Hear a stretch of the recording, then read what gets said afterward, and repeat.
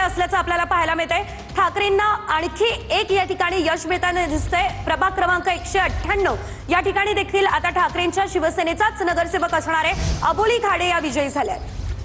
तर नागपूरमध्ये जाऊयात। नागपुरात शरद पवार गटाचे शहराध्यक्ष दुणेश्वर पेठे पराभूत झालाय। शरद पवारांच्या राष्ट्रवादीला हा मोठा धक्का। नागपूरमध्ये खरं तर शरद पवारांच्या राष्ट्रवादीला एकही खातं अद्याप उघडता आलेलं नाहीये, मात्र त्यांचे शहराध्यक्ष दुणेश्वर पेठे या ठिकाणी पराभूत झाले। तर मुंबईच्या प्रभाग क्रमांक 108 मधून मोठी अपडेट आहे। भाजपच्या दीपिका घाग या विजयी झालेल्या आहेत। भाजपला आणखी एक यश मुंबईमध्ये मिळताना दिसतंय। प्रभाग 108 अतितटीची लढत होती, मात्र या ठिकाणी दीपिका घाग या विजयी झाल्या असल्याचं आपल्याला पाहायला मिळतंय। मुंबईच्या प्रभाग क्रमांक 108चा हा निकाल आपण पाहतोय। भाजपच्या उमेदवार दीपिका घाग या ठिकाणी विजय झालेले आहेत। प्रभाग क्रमांक 108 मधून त्यांचा विजय झालाय।